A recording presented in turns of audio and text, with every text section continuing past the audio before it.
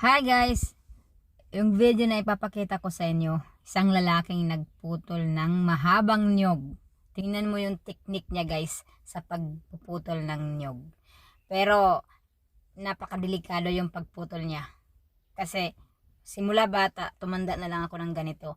Hindi pa ako nakakita na ganito pinutol yung niyog. Hindi ko alam kung anong nakain ito at bakit ganito ang pagputol niya ng niyog. Panoorin natin ang video guys. Yan guys, oh. Hindi ko alam kung matatawa ba ako or magagalit or hindi ko alam. Tingnan mo. Oh my goodness. Tingnan mo guys. Napaka delikado talagang ginagawa niya. Ayun, putol ulit isa. Guys, bakit na lang hindi na lang kaya niya putulin yung buong nyug?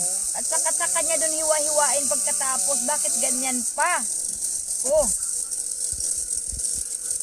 Hindi ko talaga maintindihan kung minsan ano ba yon na gusto lang ba natin ng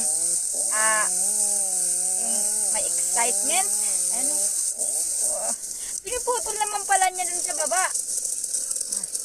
Mio, ayan o, pinutol niya na guys. Ay, Diyos, ayan o.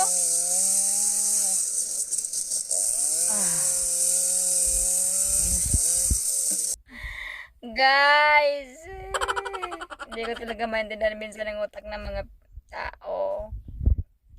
Content lang ba to? Or baka siguro content lang to guys. No?